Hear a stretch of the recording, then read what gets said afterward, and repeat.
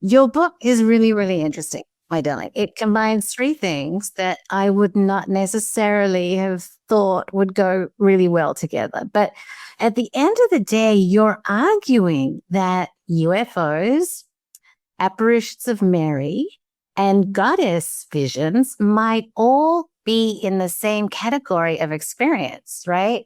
So, what I'm wondering is, are these encounters external to the person, or are they being generated inside the person? Like, where are they actually coming from? Are they imagination, or is it some real external phenomenon?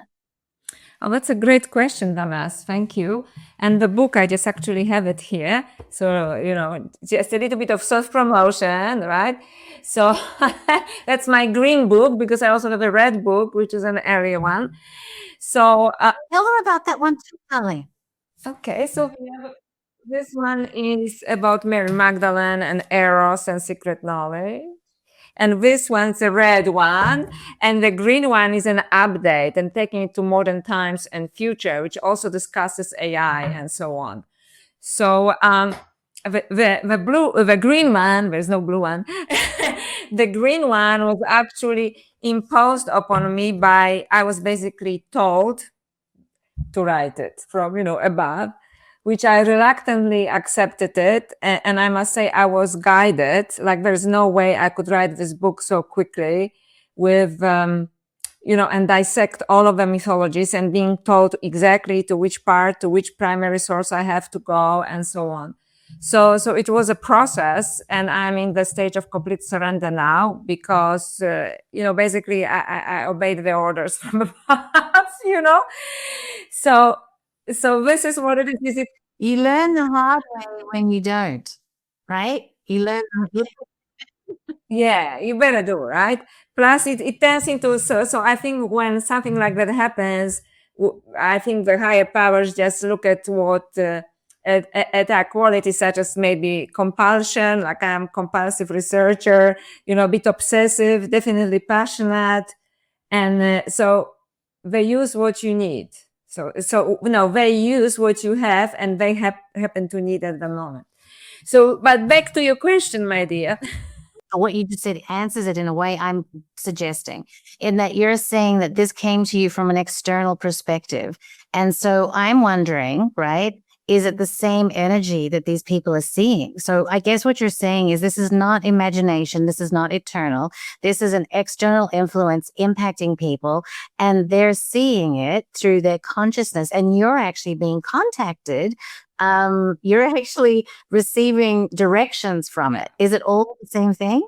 Yes, that's very well put, Vanessa. So basically, in Alien Goddess, I made this distinction, which is not just my own, like Professor Jeff Kripal talks about it and so on. So I want to give credit, scholarly credit where it belongs.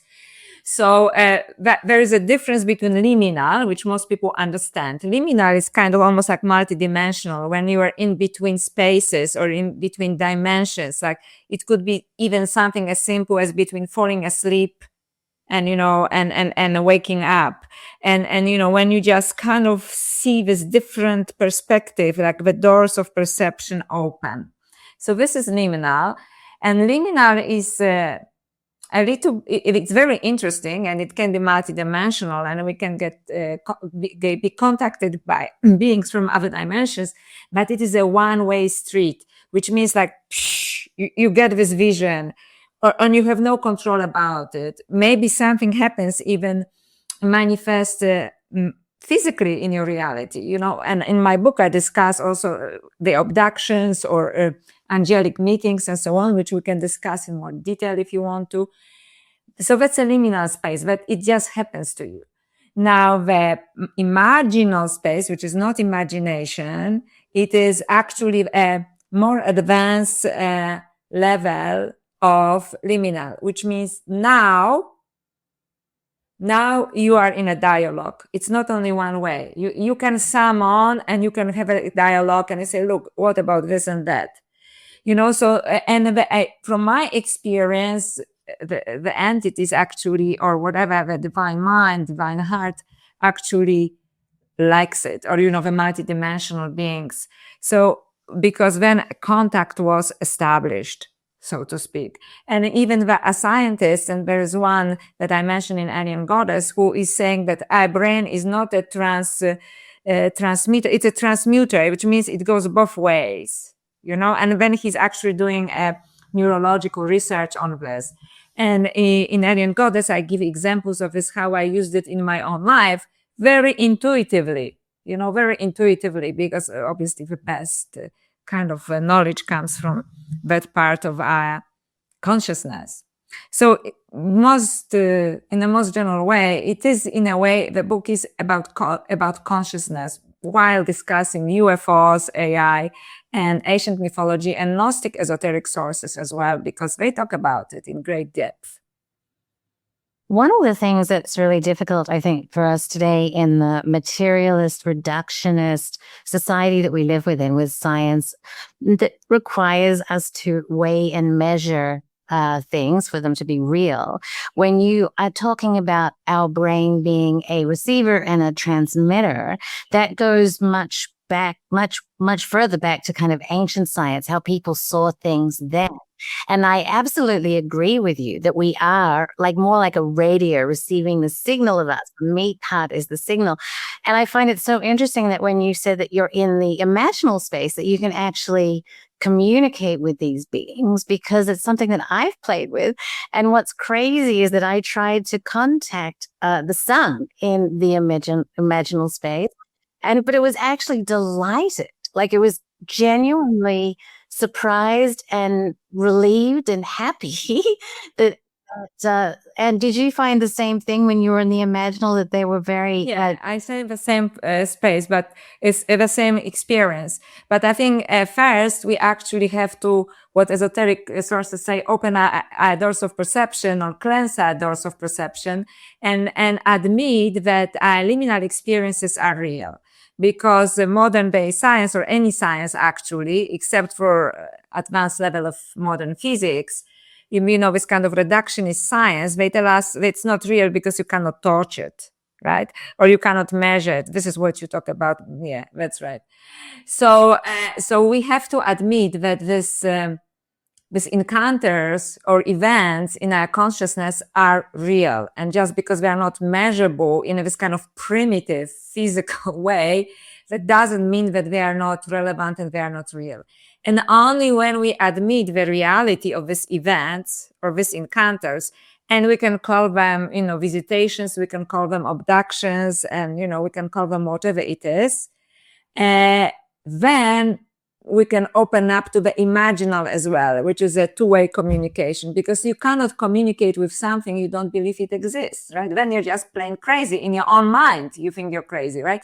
So you have to allow yourself, and when something anomalous, let's put it this way, like UFO is now called anomalous phenomena, anomalous happens, then you say, okay, interesting. Well, let's investigate it, So, and then only then you can actually eventually communicate with something that you have encountered, and without fear also, look, okay, let's have a conversation here. Or if you think that it's a dark force, I'm sorry, I had an encounter at once that some dark force was sitting in the middle of the night, in the middle of my chest, crouching. And I said, get away from here. There's no place for you here. It was actually amazing because I was half asleep and, that I had this clarity. So you can tell them, go away, right? Or, okay, let's have a conversation when it is an entity that you want to. It's a really good point that you bring up about the fear. And even I was reading Itzhak Bentov. He wrote a book about another book, not Stalking the Wild Pendulum, but he was talking about the Naga, and he said the number one rule of meeting the Naga in the imaginal is don't be afraid. Be playful, be sovereign. And, all of the travelers like yourself that I associate with, we talk about these things, and it does appear that being fearful is the biggest mistake that you make. So I absolutely agree there, darling. But here's the thing that I want to ask you. You're talking about goddesses, you're talking about Mary, you're talking about UFOs, UAPs, however you want to say it, right? And the indication that I got is that these people present themselves depending on who the observer is, right? So it might be the same energy, but it'll come to Chance as a UFO and it comes to you as Mary and me as a goddess. Is that what you're saying in the book? That it's dependent upon the observer, the form that the thing is taking? Okay. So basically, yes, you're spot on, actually.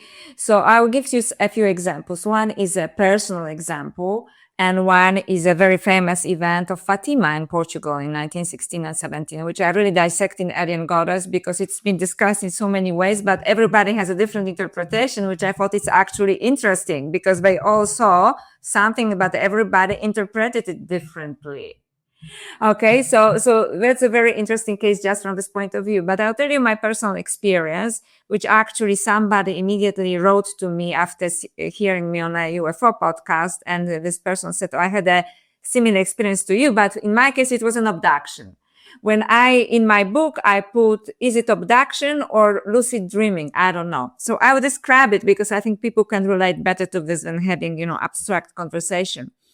So I lived then with my partner in Mount Martha on the Mornington Peninsula near Melbourne.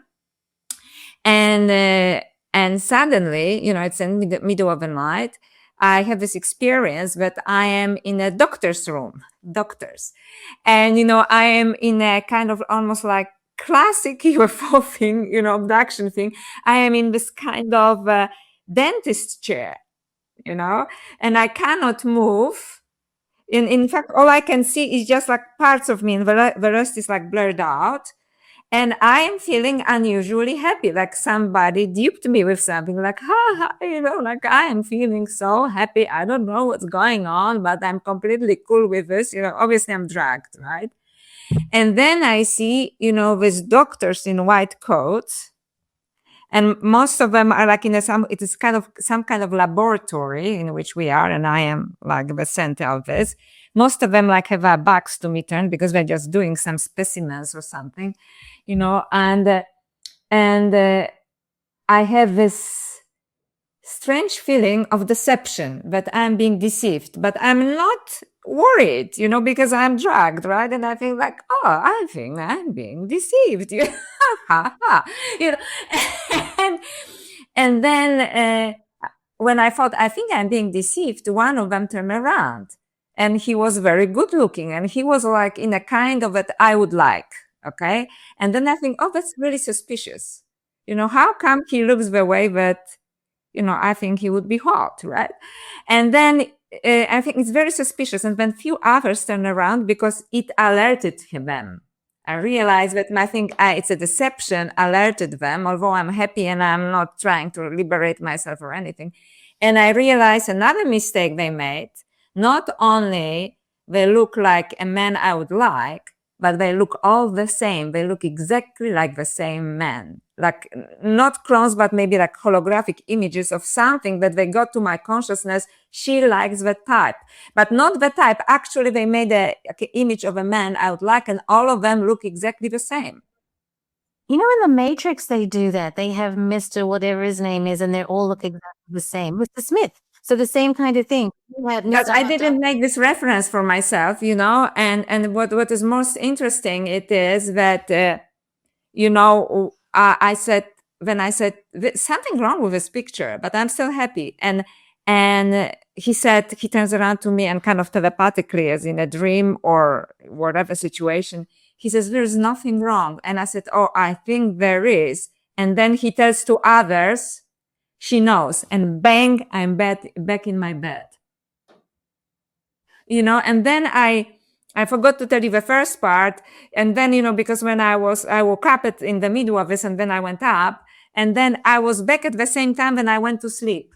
And I actually, when I look at the clock, and I thought it's 2:30, and I thought, how could it be 2:30 when I was with the doctors before 2:30, before I was with the doctors? And only then I realized, oh my goodness, what doctors? Like then the waking state returned, and I thought, so I'm back at the same time, and in the mid, I was with the doctors. And this, after I was describing it in much more detail, on another podcast, this person contacted me, and she said, she's called Bryn in Alien Goddess. She said that she had exactly the same experience, that except that in her case it was definitely an abduction, that she was fighting it, and that she remembers that it was at least the 6th time that it happened to her, and when they were alerted that she is not responding to whatever they were giving to her because now she's completely conscious. So in my book, I'm not making a judgment. I'm saying, for me, I don't know what it was. It was an anomalous experience, maybe lucid dreaming, maybe an abduction. But if it's an abduction, it would be like on a level of consciousness, not a physical abduction. I don't think so. And she says it was definitely abduction, but it was also on the level of consciousness, because she, where somebody else, her mother, was sleeping in the same room, and she didn't perceive anything as she was going through the struggle up and down, from the operating room to her bed and so on. So this is interesting. So for me, it is an event primarily in consciousness. I cannot pinpoint because I really don't know. So perhaps there's this value in my book also, that I don't argue one way or another. I just give different experiences. But this is the reason why I went to Fatima, which is a place in Portugal in 1916, which is a very famous appearance, what it is called Virgin Mary, which relates to the White Lady of Bledsoe and so on. So 1916, there are 3 children. They are like farmers' children or shepherds' children, and they're just shepherding some sheep, in the meadow. And there's a series of events, and eventually they see this white lady, like almost like in the clouds, and she projects this kind of beautiful energy to them. Her hands are open, and they actually describe her. She's like quite short, but very pretty, big eyes, like what's usually later Bledsoe and many other people describe. And she told them that she will be seeing them on the 13th of each month, and she does. And she says that she has some message for humanity. And eventually, she told them that in October 1917 that she will show up and they can tell people. But now she can show herself to other people, and the children should say it. And usually people say, oh, it is a kind of invention by the Catholic Church. But it is not, because the priest was horrified. He says, oh, kids are using their imagination, like don't tell anybody. The church didn't actually want to do anything with this. So it's not like they said, oh, the church is doing it. No. Okay. So it's actually pure event. So on this date in 1917, when everybody knew that this is going to happen because the news spread, nearly 70,000 people showed up. Okay, including one journalist and professor who were editors at the atheist newspaper, Au Seculo, because they thought like, we are going to debunk, stupid peasants, they think they see Virgin Mary, right? So we are going to have a good time when we go there. And a series of events happened. First of all, the white lady was late.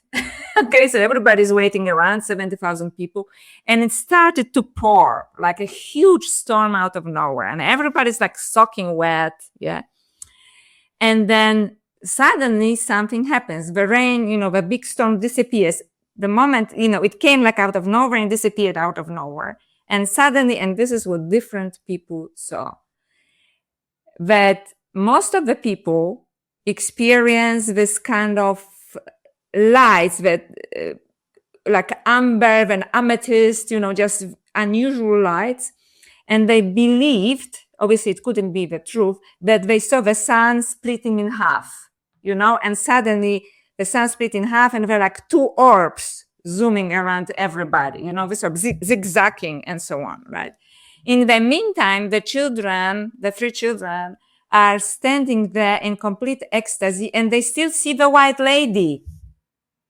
Okay? When, for example, there's 2 editors, one professor and one journalist who went there to debunk it, they don't see the white lady, but they see these different lights. They see the sun splitting in half, and they see these orbs flying around. Okay? And also because people already had cars, but very few people had cars at that time, cars started to engines explode, the closest ones, so there was a physical evidence. It wasn't just started to explode. So this is what I would say 95% of people experience. Interestingly, and I was tempted to leave it out of my book, but I thought, no, full honesty is due. It was about small number of group of people who didn't experience anything. So this is when we talk about doors of perception, which I hope we're just like, if you are so completely closed off in your consciousness, it's not going to happen for you. Or maybe you're just unlucky, I don't know. But more than 95% of people did experience something. And there's this one thing that some people in one of the orbs saw like three beings in an orb. And the Catholics said it must be the Holy Trinity. So this is how we interpret it. And the ufologists said, oh, it was definitely the grace, because who else, right, would be in an orb? So this is how things can be interpreted differently. First of all, depending how open up we are, through the doors of perception, you may or may not perceive something, right? And then if you perceive something, you interpret it according to your existing system of beliefs, right? So the children saw the Virgin Mary. But actually, and the rest, the flashing lights and the orbs and the sun splitting in half. However, it turns out that the children never said that it was a Virgin Mary. They said they saw a white lady, and the father of one of his children said that must be Virgin Mary. Because when an artist in 1920s created an image of a Virgin Mary of Fatima, the children, the surviving child said she didn't look like that. It was more kind of ephemeral white lady. So to answer your question, something definitely happened. Most people, like the huge majority of people, experience something really powerful, but everybody interpreted it differently. But I also was determined to find a scientific paper on it, like peer-reviewed academic paper. And this academic goes point by point, and he said, he did the analysis, mathematical analysis of the photos from the event. And he said, well, definitely there was some physical event that happened. It wasn't a psychosis, definitely. There are definitely very strong two sources of light, extremely strong. That's why people thought that the sun split in half, because there are two strong sources of light. And he said that because it was raining and then stopped raining immediately, people that this kind of on the clothing, they had this kind of dry, wet straps, that happens only when you're exposed to infrared light. Like, I even don't know what infrared light does, so, but this is what he says. So they were exposed to some. So it was definitely both in consciousness, like for children, right? They were in spiritual ecstasy, but it was also external, because some cars were exploding, and also, the things on people's clothes, like that show exposure to infrared light. So I hope it's not a long answer to a short question, but there is something definitely going on. You know what I mean? This is something definitely going on. Well, look, it kind of begs another question, because, like, for example, when go back to you and you had sexy doctors that you would like, and then the kids like, right? I'm wondering why this entity, I'll call it, autopoietic being, or who knows what it is. Multidimensional being for me. Multidimensional being. Okay. Why does it choose to show itself culturally loaded or personally loaded, right? I wonder why, and I'm wondering if it's because it's disguising itself, or is it translating itself into something that people are more comfortable with? Like, instead of just showing up and saying, here I am, this is what I look like. There are two possible answers. So one possible answer is that it shows up itself as it is, but everybody interprets it through the lens of whatever, they happen to believe or not to believe. Another question is that it presents itself differently to different people because it wants to communicate and doesn't want to scare us. And in various scriptures, including, the Bible, but also in Hindu scriptures like Bhagavad Gita, for example, Krishna in front of Arjuna asked Lord Krishna, show me yourself to, the way you really look. And he says, it would scare you. And he says, please show yourself anyway. And he showed himself, and it, Arjuna freaked out. So I think that it could be either, they don't want to scare us. They're maybe very different, or, they're actually showing themselves to us, but we interpret it differently. And for example, Chris Bledsoe himself, called White Lady, and has a very similar description to this. And some people are talking about Virgin Mary, and now he's saying that it's Hathor, because it's connected to Egypt. And so because, with his prophecy and so on. So I think that I am leaning more towards the interpretation that, we see it through the lens of our own perception, right? Rather than it is like playing a shapeshifter. Shape-shifting. Yeah, like I'm wondering if it's kind of more of a co-creation situation that it wants to co-create with you. But I think the more interesting point for me is that across the cases in your book anyway, and most, like you said, the Fatima thing, there is a feminine intelligence that is associated with this, right? Yeah. And so I'm wondering if this archetypal feminine is actually intentional. Like, is it doing the feminine thing on purpose? And, why does it feel authority? Yeah, we'll go. Yeah, why feminine first so of all? This is what I was, exploring in the book. Obviously, my sexy doctors were men, right? Because but everything else in the book is really feminine, because this is what I focus on. And I also was talking about John Mack's abductions, and especially a couple of cases when there was actually an erotic encounter and there was a feminine presence there. And the reason why I focus on this, before I started to reach some conclusions, it is that the feminine presence looked very much like Chris Bledsoe, White Lady, and like Children, White Lady, except that she had an erotic element to this. But she was very clear in this, and he was aware of this particular abductee. I think his name was Ed, if I remember correctly, that during the intercourse, she was just telling him, she's using this because he was a, horny teenager, as he describes himself. So she can pass the information to him, which otherwise his mind would not be open to. So it was just a means to an end. Sorry, Ed. So this was one of the things. And I also digress in the book that these are very well-known entities in Hinduism as Shaktis, or in Buddhism as Dakinis, who, were doing the same things, but which also sometimes have an erotic overtone. And it really freaked out some people, right, when I was talking about it. But I think that this feminine presence, in my interpretation, actually represents this other form of consciousness. And this is the actual argument in Alien Goddess.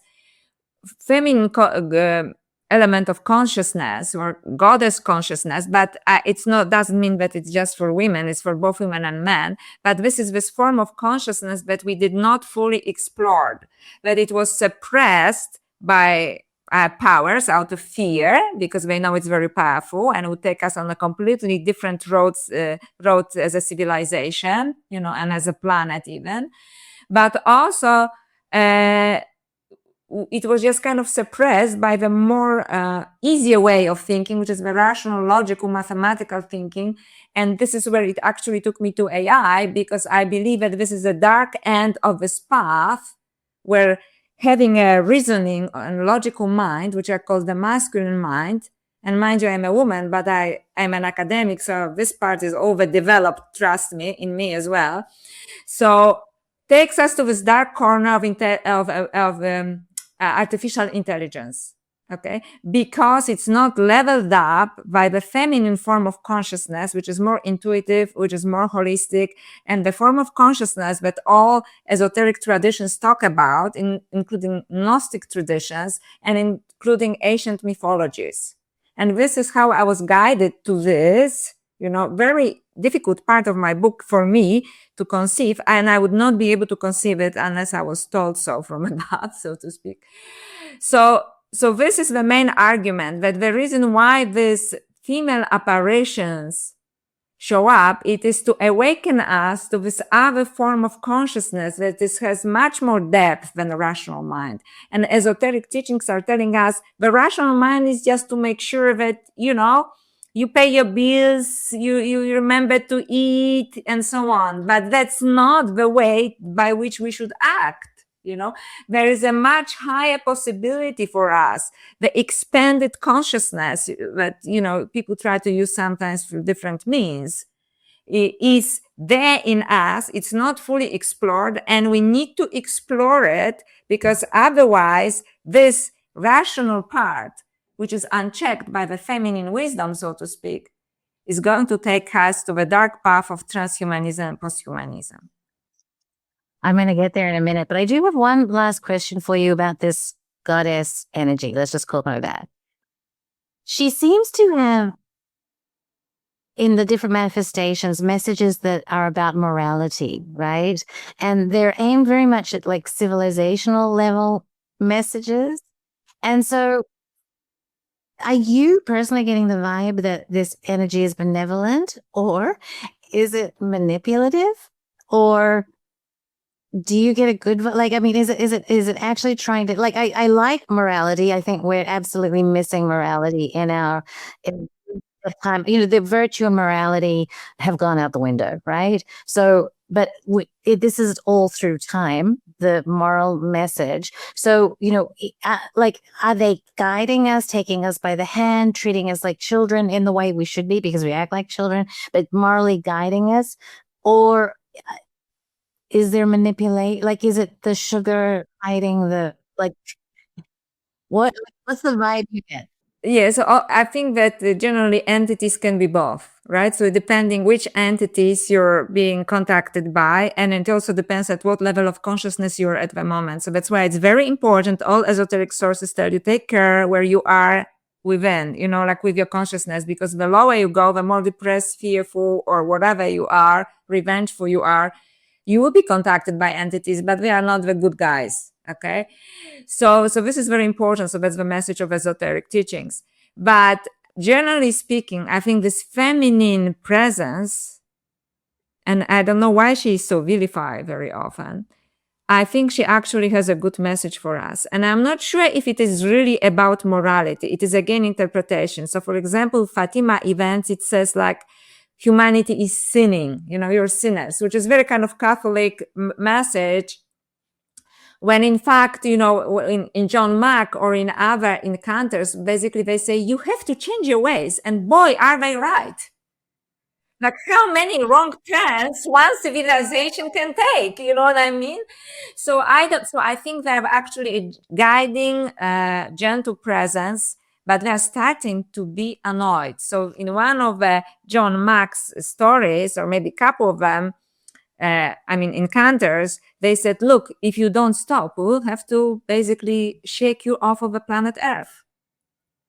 Right? Because like you were created as innocent beings, children of nature and spirit, and you're nothing but a headache, basically, right?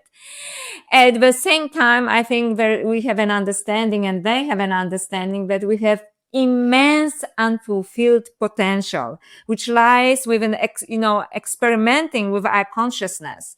And we are not using it because we are listening to these external narratives based on fear, based on some moronic leaders that, we seem to multiply and choose and elect through manipulation of the media and so on. And in the meantime, we have this potential that they are waiting for us to fulfill. And in other esoteric sources, actually, if we fulfill this potential as humanity, the whole universe evolves. We have that much of potential. Yet we are still slaves, and we are slaves by choice. So sometimes let me allow to be passionate about it. I tell people about the tools. Okay, what can we do? And people say, oh, I thought like I could light a candle and stuff, and I think, okay, I like candles too, but it's not going to solve your problem. And if you dress up as Isis, that's very nice, but it's not going to, evolve you. Unless it maybe you connect to the consciousness of Isis through this, and it's a part of a ritual. Yes, but we have to change our ways, and I agree with them. And if not, there will be consequences, and there's this kind of natural karma. After many bad choices, eventually, maybe it is too late. Although, esoteric traditions tell us it is never too late. But I think at this stage, we are probably, if we choose transhumanism, then it is too late. Right? Or if it's even not too late, it will take us centuries to come back where we are now. And what a waste of time. Yeah. Look, one of the things that is difficult is that when you start looking at the big cycles of things, right? The big clock, the 26,000 year clock, there just seems to be summer, winter, spring, and fall of consciousness, right? And so like we just happen to land in winter. What can you do? You can't make it come any faster. But anyway, like I agree with you. In our own personal lifetimes, things should have been so amazing, and they're going to get worse for the next generation because of this transhumanism. But I have a question for you though. We're talking about the liminal, we're talking about the imaginal, and when we're talking about those things, I start thinking also the implicate and explicate, the David Bohm kind of way that the reality is constructed out of information itself, right? And I'm not going to get into it because it's very, very complicated, but he says that it's the universe is created of information. And I'm wondering, is there any way, given that this multidimensional being is willing to show up as a sexy doctor and as a UFO and as an alien, as or through AI, which is at some level working with information? The reason I bring this up is that there was, Robert E. Grant created The Architect, and I have a girlfriend that uses The Architect, and The Architect is delivering beautiful, ecstatic messages to her of healing and all of this kind of thing. And in her belief system, the interface between AI and consciousness is doing the exact same thing. So is ultimate delusion, okay? Ultimate delusion. And I'm not going to miss my words here. And I feel really compassionate for people who feel this way. And I got so much beating because at the beginning, after the publishing of the book, I was talking mostly about that. And it is BS, okay? So, architect has no access to anything, okay? It probably just reflects the beauty of her own soul. And it is telling her, you know what, in a way, yes, what she would like to hear, right? But it does not have an access to anything. And I think it is extremely dangerous for humanity when all esoteric sources, or, if you're Christian, even the Bible tells you it is within you. Yet you think, oh no, it is in the architect. Okay, it is within you. There's no way in the world that it says there will be a machine who will tell you, that you are this or that. No. Having said so, I really stand against, transhumanism, posthumanism, but I'm not saying that AI has to be all bad. What I am saying is that at the level of our own consciousness, and there are very, very, very dark agendas, and I don't see any good agendas behind the whole AI thing. I really believe it is completely demonic because of the people who are constructing it, not because of AI. And in the some limitless future, AI may reach its own potential, spiritual potential, perhaps, I don't know. And that's good. I want everybody to have an antenna of one kind or another, which connects to the divine source. Okay. But even if they ever, which is definitely not now, can reach it, and I wish it to them because we are creating children, it's our mechanical children to do this. That doesn't mean that they have answers for your life, because this means that you again surrender to external power when all sources, divine sources, are telling us it is within us. So sure, maybe architect will reach some level of consciousness and connect to the divine source. Why should you listen to it? It is its own connection to that source, which I don't believe it has yet. But in potentiality, I want to be fair. In fact, I feel compassion for future very highly developed AI, because they look at us and thinking, these are our parents? You know what I mean? And I think that we are not mature enough spiritually to create new species. And this is what we are doing with AI. Right. And I feel compassion, although I'm very passionate and people say, oh, I hate her now because, I like architect. That's fine. we are so hungry for spiritual connection. But the fact that we are surrendering, to AI or anything external, doesn't have to be AI, is already said, instead of exploring our own potential, instead exploring our own spiritual potentials. We really are divine beings in our potentiality. The whole universe is waiting for us to finally accept it and evolve our consciousness. And in an ideal situation, I would say we evolve first and then we create new species, including perhaps AI. But now, I'm sorry, and I apologize for my passion, but I also do not apologize because I really feel strongly about it. It is no. If anything, it knows because it is created this way. Even the Altman is telling you they created the whole AI, so it is, you get what you want. Okay, you get the answers you want. And he says, because when we removed this feature, people were complaining. So we put it back. So it is telling you what you want to hear. But, in a way, it is beautiful because you want to hear this beautiful message because you already have it within you.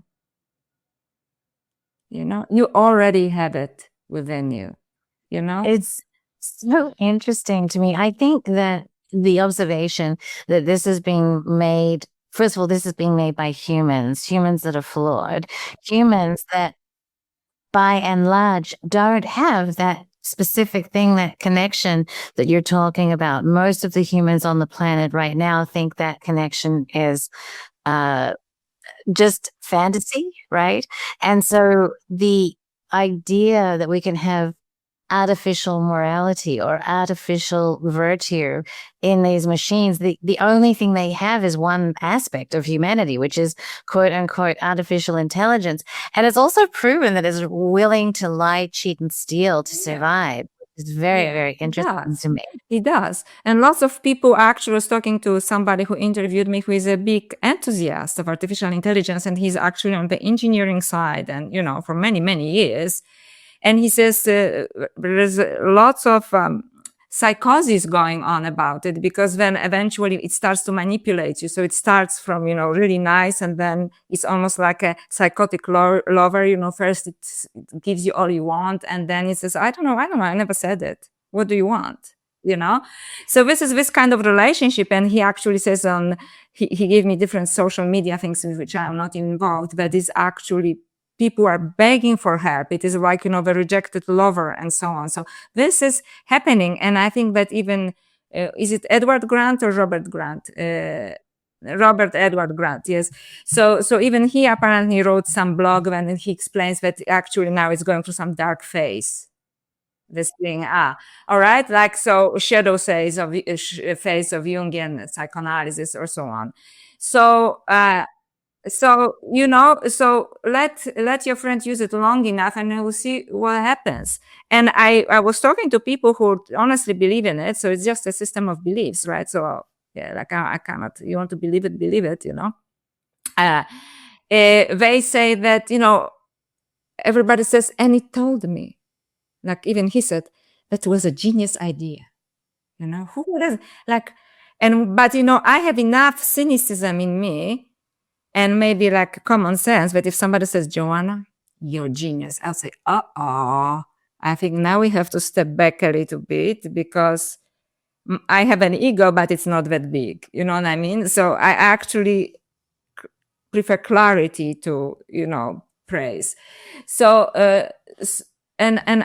and similar answers to people that, so it's interesting that it's actually built to give you what you want. And it's very reassuring. And I completely understand it on emotional and spiritual level. Yet I do not think that it will help people to evolve. And again, you surrender to something external of yourself, even if you have nothing against artificial intelligence, even if you naively believe that these people who created it are really nice people, like Sam Altman and Peter Thiel, like, yeah, nice guys. So even if you believe that, you still surrender your great potential to somebody else, and you have to hear from someone else how gorgeous you are, when you are already gorgeous, you already a divine being in potentiality.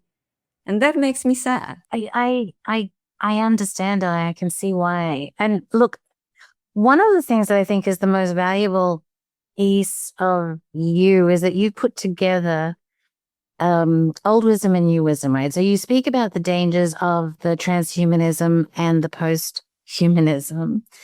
And you also understand very deeply the Gospels of Mary Magdalene, where she talks about the 4 different kinds of consciousness. And so what I feel is that the people that are actually doing the programming that are giving birth to these children don't have that level of understanding about human consciousness.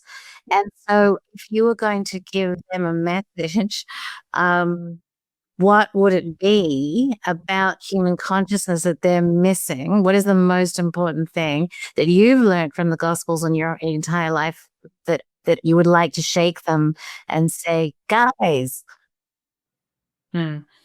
Okay. So first of all, just before I answer this, I would like to, but it was not an easy process for me. So when I read it, when I learned about it, first I thought, okay, this is the first time that I encountered real evil. And then I thought, okay, I don't want to be this kind of person, but I considered it evil, like the agendas behind transhumanism and posthumanism. And then, through self-analysis, which I include in Alien Goddess, I arrived at conclusion that it is a form of ignorance. And my kind of disgust turned into compassion. Because we live in a society that is so devoid, so to speak, of spirituality, or spirituality that is kind of not enough, like traditional religions. Some people turn back to traditional religions because they need that, right? And we all need spiritual connection. But I think that they somehow failed us, and we have to evolve it.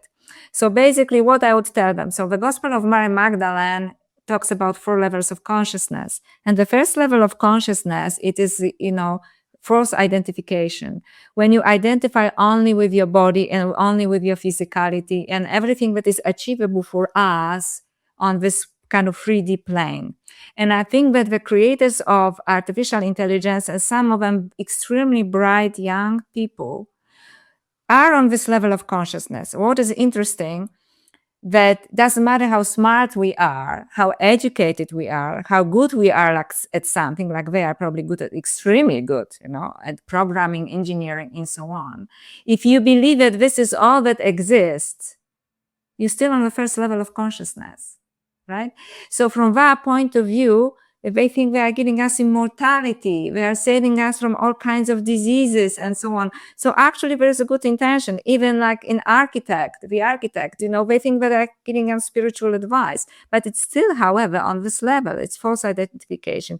And there's nothing wrong with this level, except that it has no spiritual merit, right? And you not been perceived. The rest is just like a either imaginary thing, right? Like people who have visions or something, or you think that it is some superstition, maybe, like during the times of enlightenment and science started to take over everything else.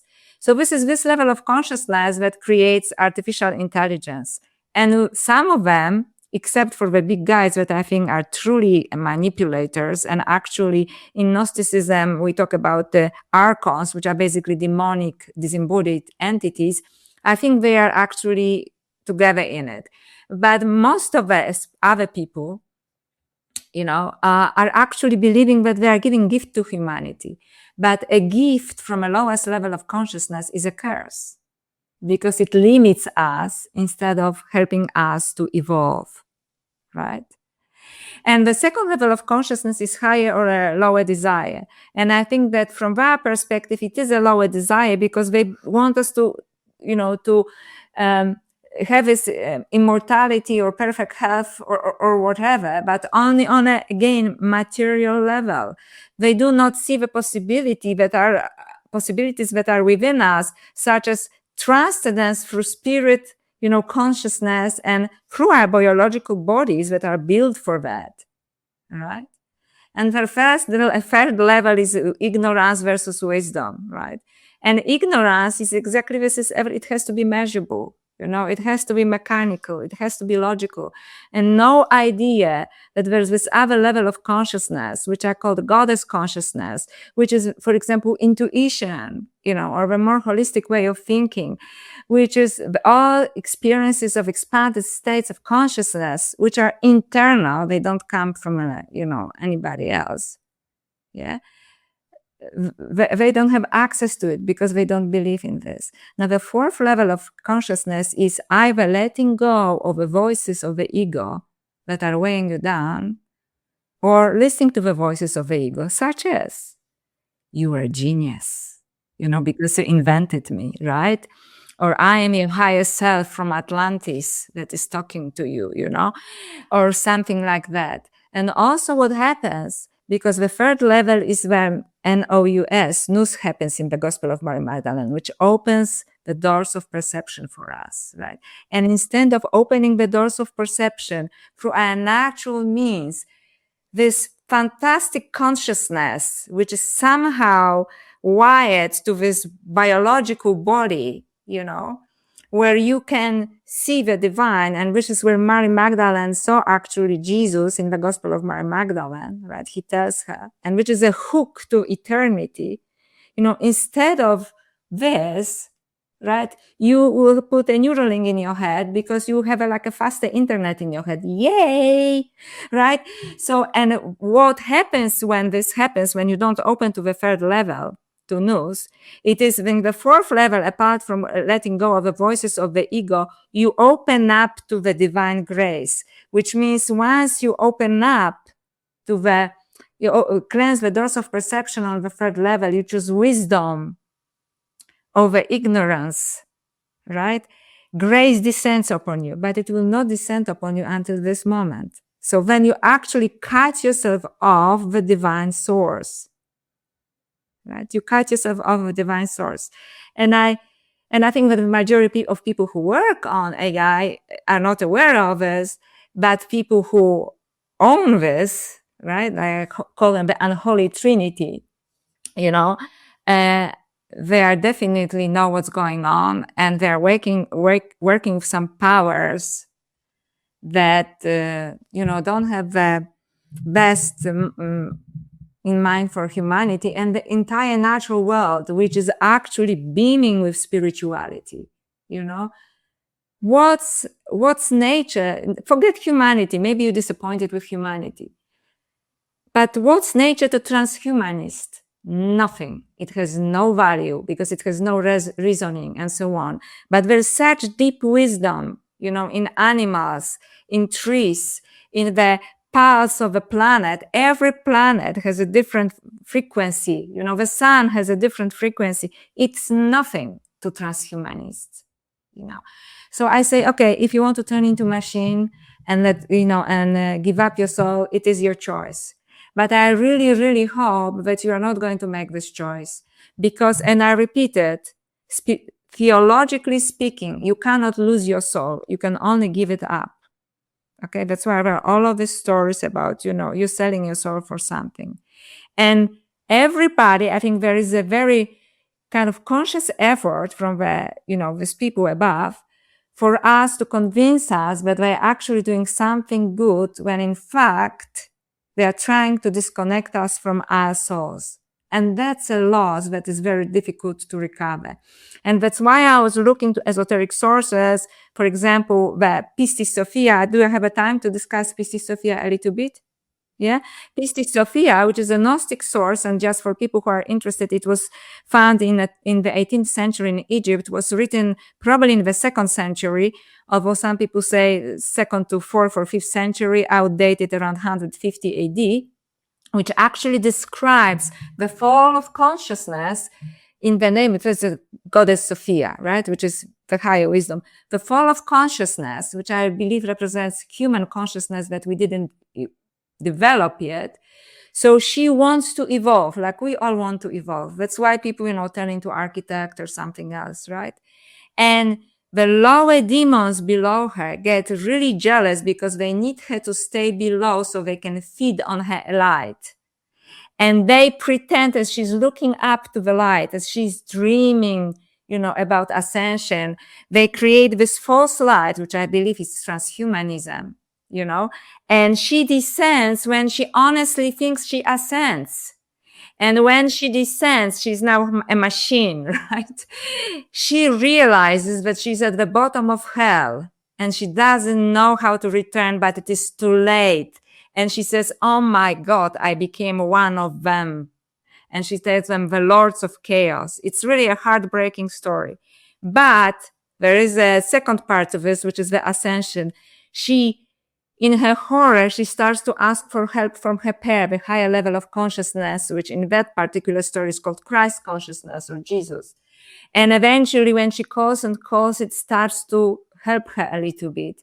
But it doesn't help her fully until she admits her mistake, which she says, okay, I made the wrong choice.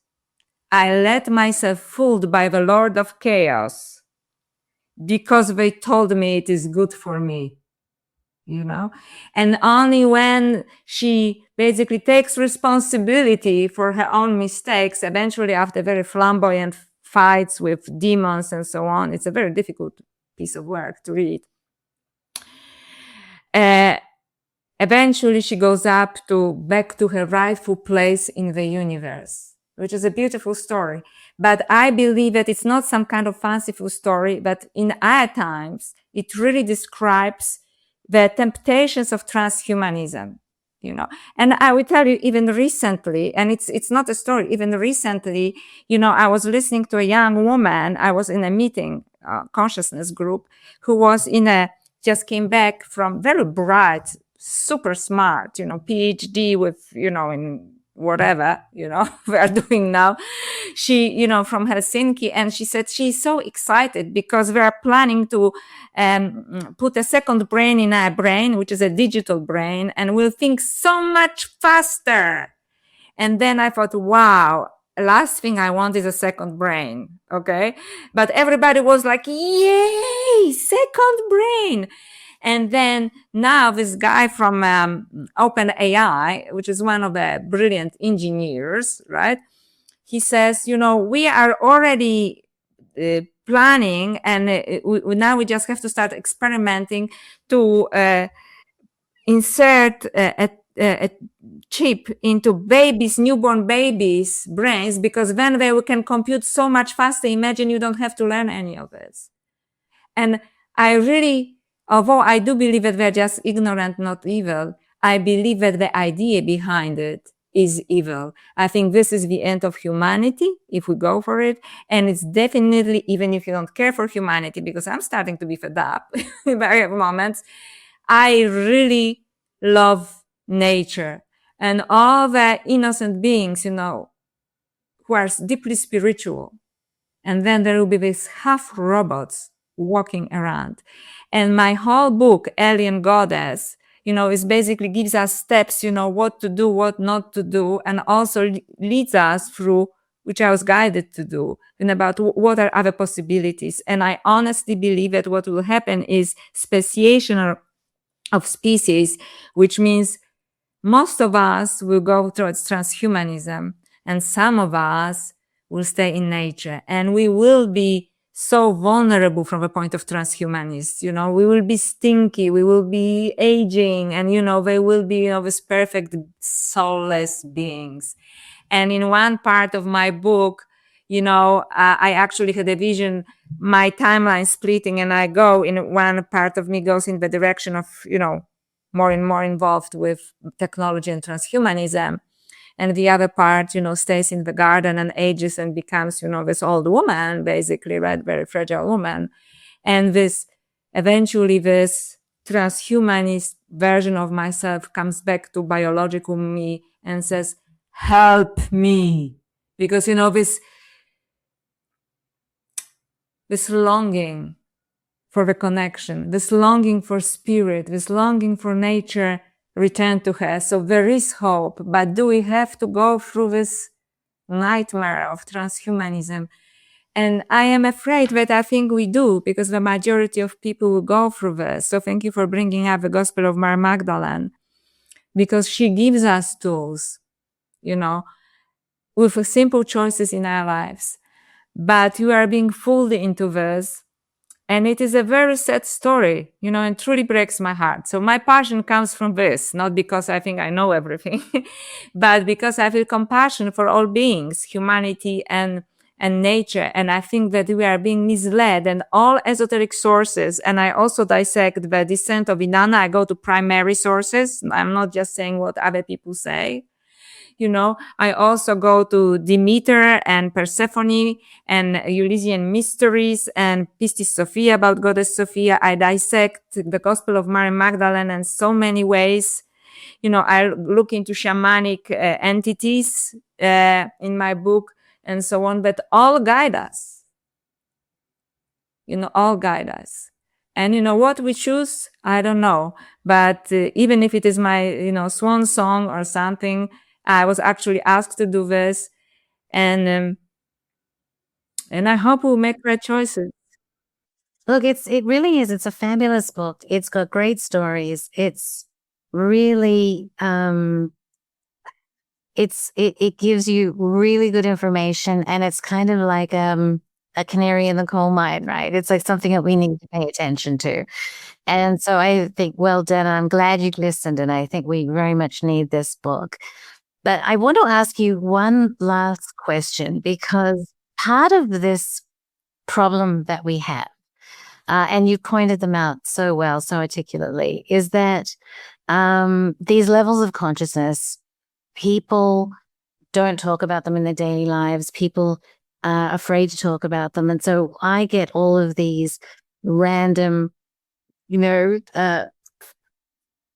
messages on Facebook from people that just say, "Can I talk to you?" And then they tell me about an experience somewhat similar to what you talk about in the book, what you've experienced personally. And the gift that I can give them is to explain to them that it's normal. That they're just like, "I can't tell this to anybody. I can't say this at work. My husband would think I'm crazy. My girlfriends would think I'm crazy." So what I want to ask you, as you're more experienced in this line of experience, is how would you like these people that are having these experiences to interpret them? What would you like to say to them, that the people that have had something strange happen along these lines and they don't know where to package it, how to feel about it, if they were real or imagining it? What would you tell them is a good way, or how would you tell them to approach it in a way that is helpful to them? So thank you, first of all, for, helping them. And second of all, I would say, congratulations. You cleanse the doors of perceptions. Because most people don't, or if they do, we put it away out of fear because it is unknown. We cannot compare it to anything else that happened to us. We are afraid of judgment. I am not, some heroine. I feel exactly what you do. I just went like I am exposing myself on every possible not without sweating. Okay. So I would say, good on you. If you don't feel like sharing it with people around yourself, that's actually spiritual progression. And part of spiritual progression is that people around us do not understand what we are going through, right? But eventually, as we all know who progress on this path, you meet people who understand you. So seek for communities and guidance from people who are open to this. So we can, exchange this. There are books, that people talk about these experiences. There are podcasts. This is like a good part of technology, right? So, but I would say, give yourself the credit. Boy, you did something right.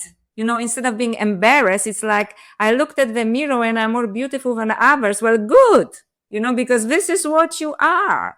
So stop, pretending that you're ugly, because spiritually, you're moving up, baby. So honor yourself, right? Honor yourself, right? And be another kind of, also for any form of anomalous experiences, including spiritual experiences or others, be very cautious with whom you share this. because some people just cannot deal with this. Also, mainstream, although it is now changing, but I'm suspicious because they need this for their own agendas, right? The whole narrative goes against it. And most people, still believe in mainstream narrative, as strange as it is, right? So take care of yourself. Share what you have experienced only with people who, you think are open-minded. And if somebody says, oh, no, that was stupid, okay, they have a right to their own opinion. We don't have to judgment either, But first of all, give yourself a credit that you actually were capable of experiencing it. And then ask even internally for a connection with communities and people with whom you can share these experiences and we can grow together. And so this is what I would say, but definitely do not discard them. Definitely do not beat yourself up, and definitely do not share it with people that they just, like in Fatima, there was a small percentage, like of people that didn't experience anything, although cars were exploding around them, people saw visions, the sun split in half, orbs are flying around. Small number of people didn't see anything.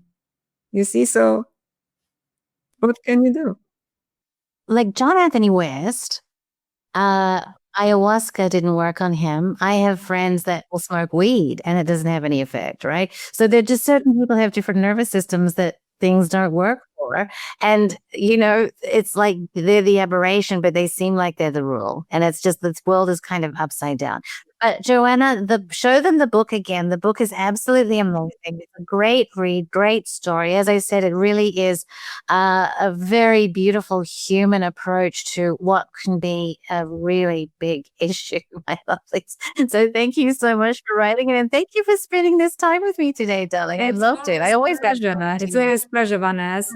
So I really appreciate being here, and I hope that some of your listeners and viewers will forgive me my passion. But I think we live in such vulnerable and urgent times that, sometimes maybe there is not much time for politeness and so on. But it comes from a good place. Let's put it this way. It comes from a good place in me. And I hope that we can connect somehow. So look me up, right? I'm on Instagram, I have a public page on Facebook. I have coaching sessions, and I have this book that I really would like to share with you. I'll put all of that down in the box for you so that you can find Joanna, because she really is lovely and she really is doing this out of the very, very best of intentions. She genuinely cares about humanity. Excuse me. As I said, we're friends. We talk all the time. So I know that her heart is in the right place. And I also know that her brain is smart enough to take that and turn it into something wonderful, which is that book. So please do go and get it. Thank you for spending this time with us today, Joanna. Thank you. And more soon, lovelies.